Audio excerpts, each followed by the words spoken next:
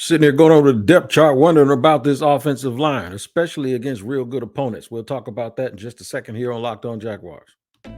You are Locked On Jaguars, your daily Jacksonville Jaguars podcast, part of the Locked On Podcast Network. Your team every day.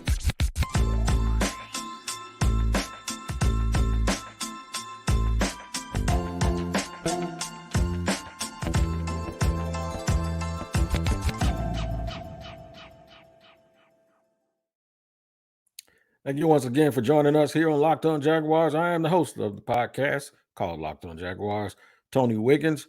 We're at your team every day, and we thank you for making us your first listen, reminding you that we are free to subscribe to on our YouTube page. Make sure you go hit that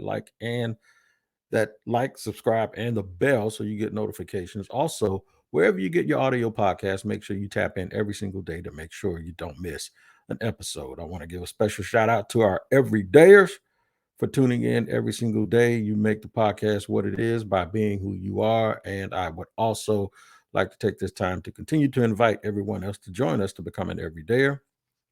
You will not regret it. And I'll put the pressure on myself to make sure that you do not regret that. I want to talk about the offensive line. I've been focusing so much on the weapons and the leadership and the team makeup of the Jacksonville Jaguars here on the recent episodes of the Locked On Jaguars podcast. I really want to talk about the offensive line, but I'm going to put a positive spin on it, try to anyway, so that everyone doesn't think that I'm being Debbie Downer. I think that's the phrase that I'm looking for, because that's absolutely what I'm not. What I am going to do, though, is be totally honest with you. All right, so I'm going to get this out of the way, because somebody hit me up on yesterday's show and said, Wig, Jawan Taylor's gone. We're going to be all right. All right. So just for housekeeping purposes, I'm going to explain how this works. Every day I start the podcast off by saying thank you to our everydayers. But then I also noticed that my subscriber count goes up on a daily basis, and that there could potentially be new listeners. So I would be remiss if I did not catch people up or give someone sort of this proverbial update that we have talked about ad nauseum, like my disapproval with them not retaining Jawan Taylor or making him an offer before it was time for him to actually get extended. My disapproval with them not putting the franchise tag on him as opposed to Evan Ingram. I have to repeat it, because I'm not going to assume that every single person knows and understands. So if I did a podcast on the offensive line and you're a new listener, right, and you didn't hear one of those old podcasts where I talked about how I felt about Jawan Taylor as a player, and overall about what I felt about retaining good players and then building to add to them. It's obvious that that's a point that you have to make, right? Because the Jaguars are trying to get better, and basically what they did was they let a really good right tackle go, and we understand the reasons financially, but then they used their draft pick on another guy that's going to play on the right side. So you ask yourself, if he's as good as Jawan Taylor, which I think they fully expect that he will be, and I'm hopeful that he will be also, then why not just keep Jawan Taylor and then use that pick on another need, right? That's why I bring that up, especially when I talk about the offensive line or the offense or team building. So just so you guys know that I'm not just beating a dead horse. If you're an everyday listener, sure. But as much as I love you, I don't do this podcast for just one person or one group of people. I do it for whoever wants to listen.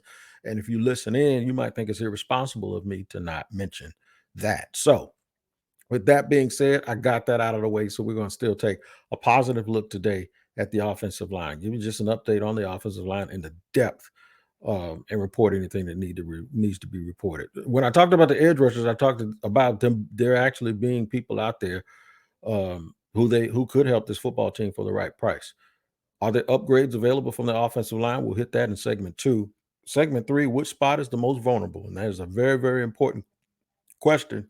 Which is the most vulnerable? It's real easy to just think it's just the main one that I know everybody's going to sit here and talk about, but it's not. I think it's a lot more than that. So we'll make sure that we tap into it. So we're not going to bury the lead anymore. We're going to go through the offensive line.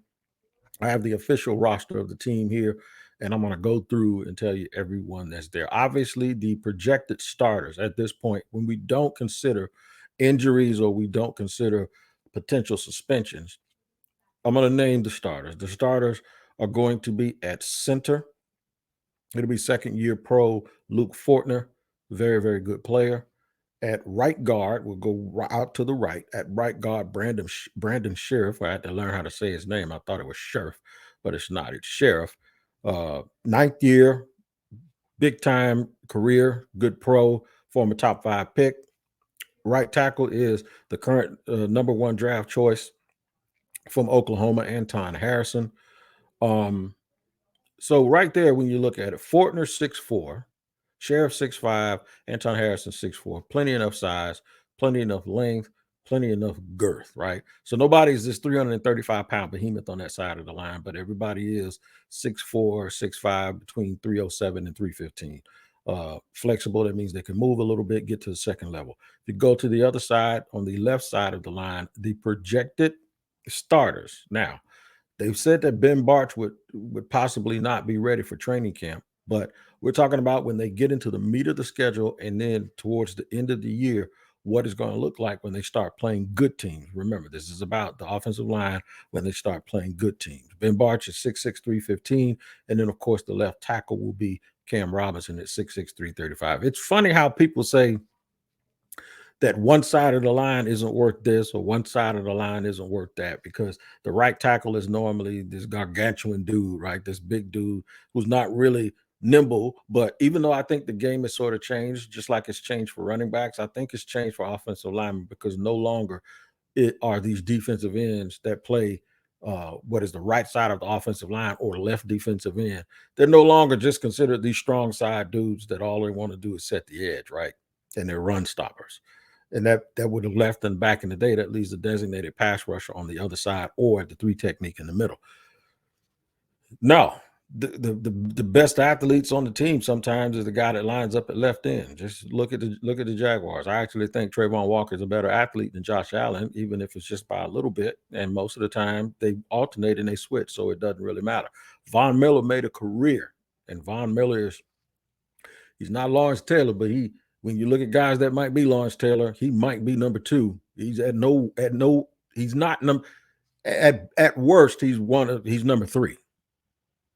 The only other guy you can put in his class is Derek Thomas, as far as being that outside rusher. And he comes from that side. He's got most of his side. He comes from both sides, but mainly he comes from that side of things. So no longer is it like the right tackle's a road grader and the left tackle's a nimble guy. Because when you look at the size that I pointed out, with Sheriff being 315 and right now Anton Harrison being 315, which we know what happens when you get in the NFL and you start getting grown man stuff happen to you. Trust me, I know about gaining weight when you don't want it. The older he gets, Harrison will probably end up playing at 320 or 325. But right now, the left side, where you see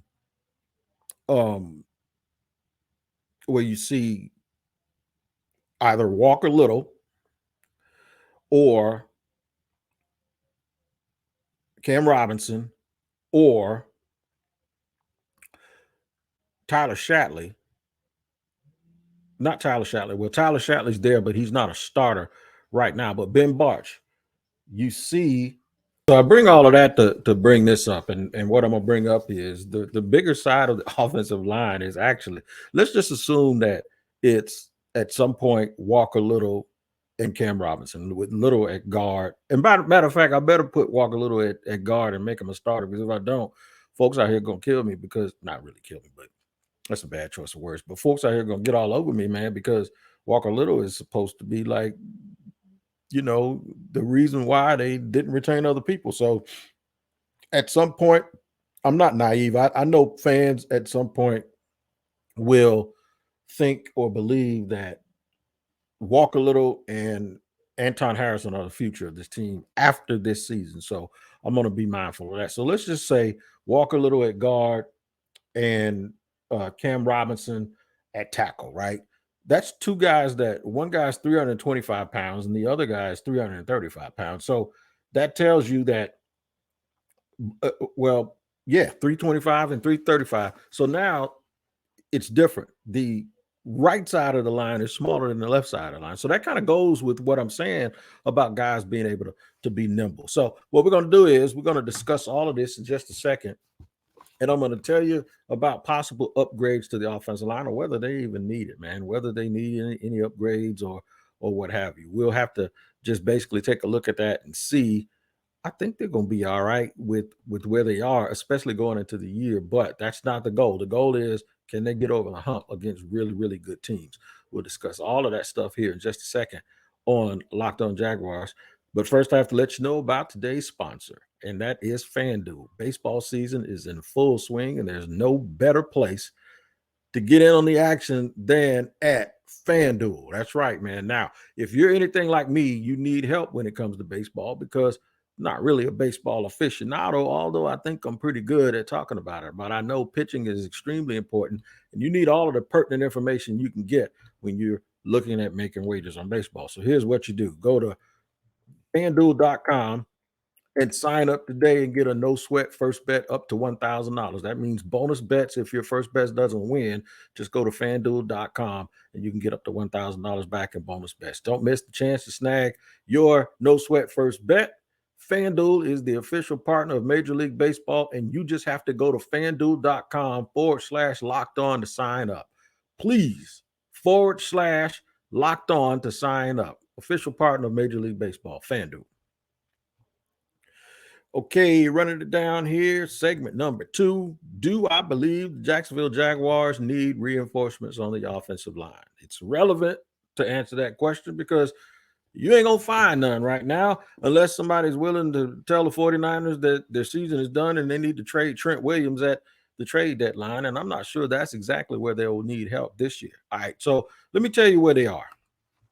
Cam Robinson is expected, as most of you know, and just in case you don't, he's expected to have to serve a suspension for, I guess, alleged PED use. The team is really backing him and they're helping him out. I hope he wins the appeal, and I hope it doesn't happen.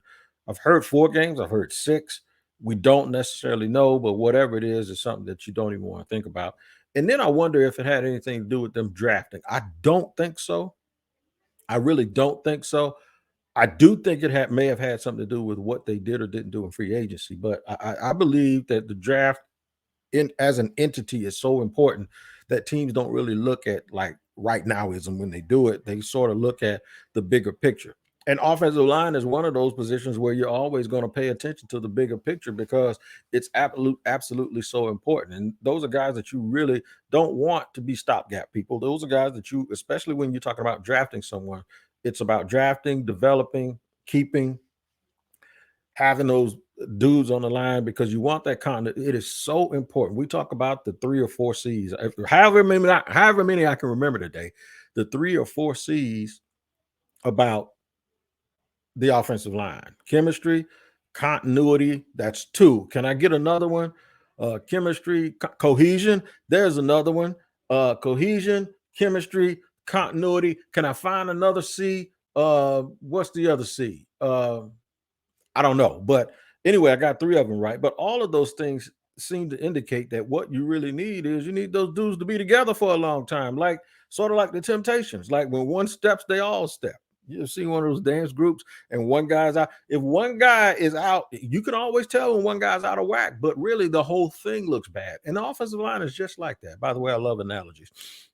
The offensive line, they have to jive together. That is a unit that over the years, and I would say over the last 25 years. So not gonna sit here and front like I haven't known it for a while, but I used to really, really ignore it. I'm really just get a big, strong dude. When I was young and covering the NFL, when I was in my 20s and 30s, I found an appreciation watching championship type teams either win or lose based on the fact that they couldn't block people or they could block people better than other folks. I really, really have a lasting, very important appreciation for offensive line play and how those guys go together, especially today in these passing game concepts, and they're not running the ball as much. Where in the past it looked like you just wanted to knock a dude over all the time. Well, that's not the case. It's not the case. It's not just about brute strength anymore. It's about getting to that second level. Second level is the linebackers. It's about understanding where you need to go, and you can be a fraction off at everything, and it blows the entire play up, right? Pass protection, when they overload one side, who you pick up, you always block the guy that's closest to you, right? You don't skip him and go out wide and get a dude, and then the dude that's closer to the quarterback has 2 or 3 less steps that he can take. All of that stuff is extremely, extremely important, which is why if you've heard my podcast over the last few years, I have said it's not just okay to have an offensive line. That's okay, right? But the question is there an upgrade available right now? The team, so fans might look at me and say, well, why are you trying to upgrade the line, Wig? We're fine. We're okay.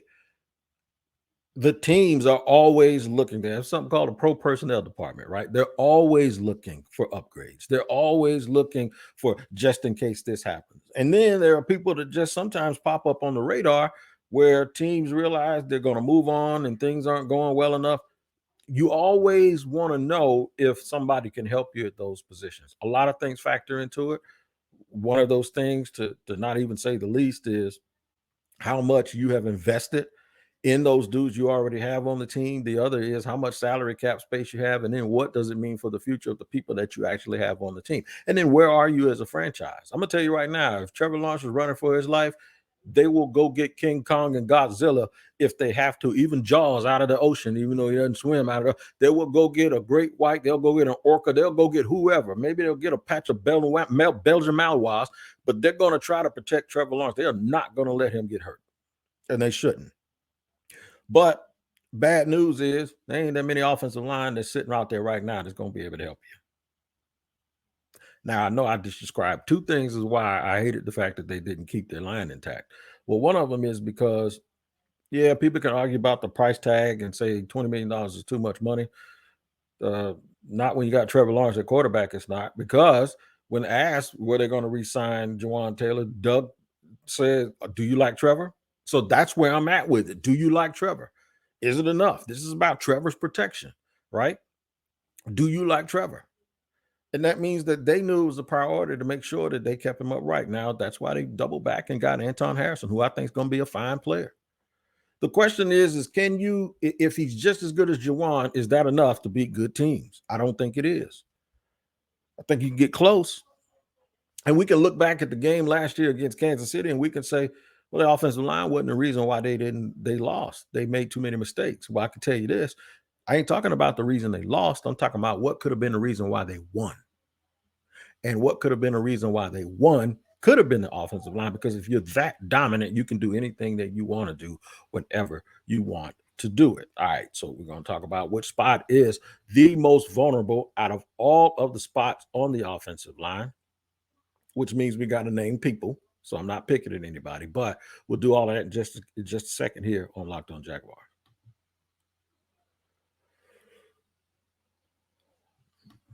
All right, third and final segment here, talking about the offensive line and where they are most vulnerable. A quick recap. We talked about the Jaguars. This gave you an overall update of the offensive line, some different scenarios. And then we spoke about potential upgrades available. Not right now, they aren't. And they're basically, this is the positive spin in segment 3. They're going to have to go with who they're going to have to go with. One, I'm going to start with their leadership, and that is Coach Rauscher, the offensive line coach. They are in a good position, in my opinion, with him. That guy can absolutely get it. He can coach. He's done well with what he's had here. He's done well with how he goes about his business. He has a very, very good resume, does Phil Rauscher, and a very good reputation. If you recall, when they talked about drafting Luke Fortner, one of the things that was mentioned, I think Press Taylor said, I was there that day, he said, Coach Phil Rauscher had a good relationship with the head coach or the offensive line coach at Kentucky, which led to them understanding exactly who Luke Fortner was and he was asked to do a lot of the things that they were asked to do here. So that's the kind of stuff that really, really helps you out a lot. Now, Coach Rauscher has coached. He started out in college at UCLA. He's been in the NFL now, if I look back, all the way since 2015 with the Broncos, with Washington's franchise, Minnesota, and then he came here in 2022.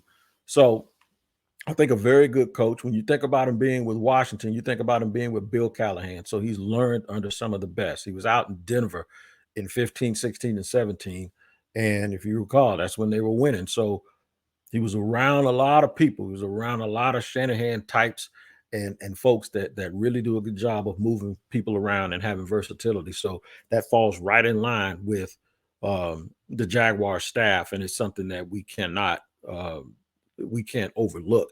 And that's the fact that Phil Rauscher knows what the heck he's doing. And more importantly, he has the ear of Doug Peterson, and he has the confidence of that coaching staff because they talk about him with glowing remarks all the time. And then when you watch him at practice, the interaction they have is very, very good. I saw him on the special that they had when he wasn't allowed in the draft room, and then when they picked this guy, he came in and Trent playfully told him to shut the door, get out. But uh, that's what it is. And he had a lot to do with the evaluation of Anton Harrison, and that sounds like the guy that they wanted the entire time. If you watch the way all of that unfolded on television, so therefore it's a big deal. It's extremely important that he's on board and that they're on board with him, and that the confidence level that you want and hope exists is there, and it is. So that's a positive start.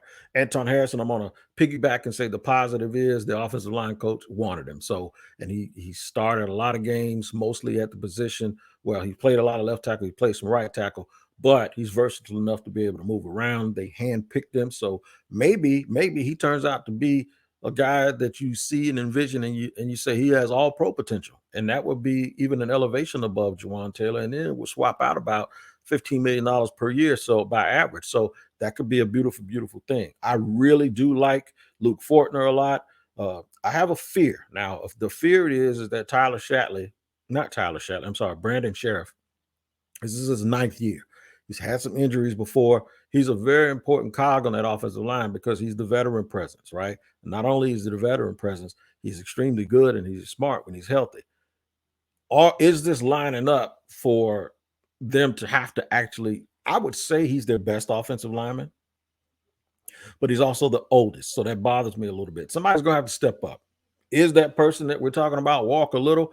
Walker Little is, I'm telling you, man, they're going to put him in the Ring of Honor. And this is nothing against him. This is just people that are talking about a guy with a lot of potential as if he's actually proved that he's worth all of that praise. And he really, really hasn't. But we do that a lot of times with a lot of people. So there's nothing wrong with doing it now because, it's all about optimism and hope, right? It's all about optimism and hope. Cam Robinson, questions about his future. I tell you what, when you see him in person, you always want him to be a part of the team, right? Is the price worth, everything that you're going to get in return from him as a player? He's been banged up a couple of times here as of late. Not career-threatening injuries or anything like that, but it'd be nice to make sure that you have him. And this looming suspension only adds to the little bit of angst that they have. Now, in terms of the guys they have coming off the bench and reserves, I got to mention Ben Barch too because Ben Barch is banged up. There's been some talk back and forth about how good he is. There's a lot. Nobody thinks he's bad, but on a scale of 1 to 10, there's some people that thinks he's probably an 8, and I think he's a 5. I guess the truth probably lies somewhere in between, so we'll just have to get that figured out. But all in all, I think they're most vulnerable probably at the guard position still because of Sheriff's injury history and his age, as well as because of Brent Barch's history. Walker Little has at least proved that he can play left tackle, and to a degree that you think is going to be fine. And if you have to chip people, But he's had some bad plays over there, but quite frankly, the people you had those bad plays against will make those plays against everybody not named Trent Williams. So it's just one of those things. In terms of whether or not this offensive line group is good enough to get them to the playoffs, yes, it is. They got there last year. They can get there this year, and I think they're going to be a better team with their weapons. Is it good enough to win it all? Sure. Is it good enough for you to say, I guarantee you they're going to be a strength? No, it's not. Philly didn't win it all last year, and they have a very, very good offensive line. But they also lost to a team in Kansas City that has a very, very good offensive line that I think has gotten better. So we'll talk about all of these things more and more as they turn out. We'll get more information on the alleged PED use or the pending possible suspension of Cam Robinson and then the health of Ben Barch as we get closer and closer to camp. But make no mistake about it, there's enough here to be positive about, depending on what your expectation is. I do think that by the time they win the Super Bowl, either guys that they already have are going to be playing lights out and be better than you anticipate, or they're going to have one or two other bodies here because you're always evaluating and you always have a chance to get better. And I doubt if they go another draft without using the top 3 pick on an offensive line during this Doug Peterson regime. Make sure you check us out every single day here on Locked On Jaguars, because it's your team every day. And we thank you for making us your first listen. Until the next episode, you guys hang tough, take care of each other, and I'll see you.